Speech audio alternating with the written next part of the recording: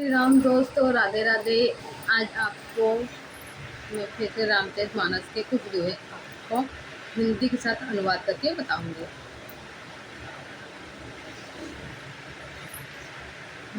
भलो भलाई पैलही लही निचाही नीचु सुधा सराही अमरता गरल सराही मीचु। भला भलाई ही ग्रहण करता है और नीच नीचता को ही ग्रहण किए रहता है। अमृत की सराहना अमर करने में होती है और विष की मारने में। खल अगुण साधु गुण गाहा उभय अपार उदधि अवगाहा। तेहि ते कछु गुण दोष बखाने संग्रह त्याग न बिनु पहचाने। दुष्टों के पापों और अवगुणों की और साधुओं के गुणों की कथाएं दोनों ही अपार और अथाह समुद्र है। इसी से कुछ गुण और दोषों का वर्णन किया गया है, क्योंकि बिना पहचाने उनका ग्रहण या त्याग नहीं हो सकता। भले उपोच सब विधि उपजाए गनि गुण दोष वेद बिल गाए। कहीं वेद इतिहास पुराना विधि प्रपंच गुण अवगुण साना। भले बुरे सभी ब्रह्मा के पैदा किए हुए हैं, पर गुण और दोषों को विचार कर वेदों ने उनको अलग अलग कर दिया है। वेद इतिहास और पुराण कहते हैं कि ब्रह्मा की यह सृष्टि गुण अवगुणों से सनी हुई है। दुख सुख पाप पुण्य दिन राति साधु असाधु सुजाति कुजाति। दानव देव ऊंच अरु नीचु अमीय सुजीवन माहुरु नीचु। माया ब्रह्म जीव जगदीशा लक्षी अलक्षी रंक अवनीशा। काशी मग सुर सरि कर्मनाशा मारव मही देव गवाशा। सरग नरक अनुराग विरागा निगमागम गुण दोष विभागा। दुख सुख पाप पुण्य दिन रात साधु असाधु सुजाति कुजाति। दानव देवता ऊंच नीच अमृत विष सुजीवन सुंदर जीवन मृत्यु। माया ब्रह्म जीव ईश्वर संपत्ति दरिद्रता रंक राजा काशी मगध गंगा कर्मनाशा मारवाड़ मलावा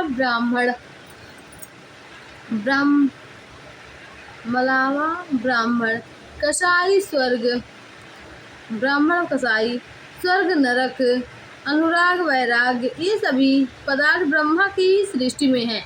वेद शास्त्रों ने उनके गुण दोषों का विभाग कर दिया है। ठीक है, दूसरा दोष सुनिए 6 नंबर का।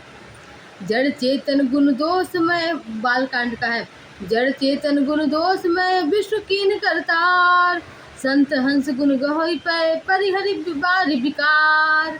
विधाता ने इस जड़ चेतन विश्व को गुण दोष में रचा है, किंतु संत रूपी हंस दोष रूपी जड़ को छोड़कर गुण रूपी दूध को ही ग्रहण करते हैं।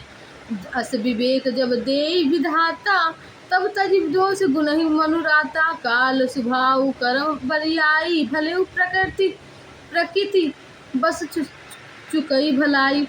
विधाता जब इस प्रकार का हंस का सा विवेक देते हैं, तब दोषों को छोड़कर मन गुणों में अनुरक्त होता है। काल स्वभाव और कर्म की प्रबलता से भले लोग साधु भी माया के वश में होकर कभी कभी भलाई से चूक जाते हैं। सो सुधारी हरिजन जिमि लेहि गली दुख दोष विमल जसु देहि। खलउ करहि भल पाई सुसंगु मिटई न मलिन स्वभाव अभंगु।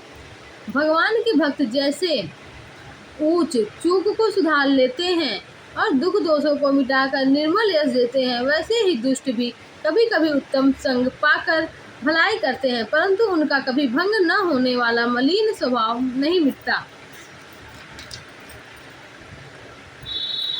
लख सुभेद जग बंचक जेऊ बेश प्रताप कुजई तेऊ।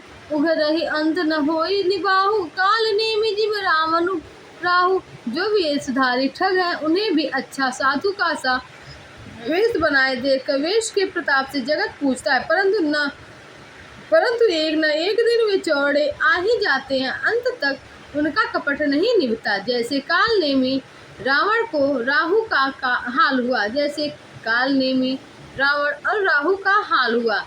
केहू कुबेसु साधु सन मानु, जिमि जग जामवंत हनुमानु। हानि कुसंग सुसंगति लाहू, लोग कहु वेद विदित सब काहू। बुरा वेश बना लेने पर भी साधु का सम्मान ही होता है। जैसे जगत में जाम्बवान और हनुमान जी का हुआ, बुरे संग से हानि और अच्छे संग से लाभ होता है। यह बात विलोक और वेद में है और सभी लोग इसको जानते हैं। गगन चढ़ी रज पवन प्रसंगा, कीचहि मिलई नीच जल संगा। साधु असाधु सदन सुखदारी, सुमिरहि राम देहि गनिगारी। पवन के संगम से धूल आकाश पर चढ़ जाती है और वही नीचे की ओर बहने वाले जल के संग से कीचड़ में मिल जाती है। साधु के घर के तोता मैना राम राम सुमिरते हैं और असाधु के घर के तोता मैना गिन गिन कर गालियां देते हैं। धूम कुसंगति कारिक होई, लिखिया पुराण मंजू मस सोई। सोई जल अनल अनिल संघाता, होई जलद जग जीवन दाता। कुसंग के कारण धुआं कालिक कहलाता है, वही धुआं सुसंग से सुंदर स्याही होकर पुराण लिखने के काम में आता है। और वही धुआं जल अग्नि और पवन के संगम से बादल होकर जगत को जीवन देने वाला बन जाता है। यानी कि जल बन जाता है और वर्षा करता है वही जल। बोलो सियावर रामचंद्र की जय। आगे का हम कल आपको सुनाएंगे। जय श्री राम। राधा राधा राधा वल्लभ श्री हरि वंश। जय श्री हरि। जय कृष्णाय वासुदेवाय हरे परमात्मने प्रणत क्लेशनाशाय गोविंदाय नमो नमः। जय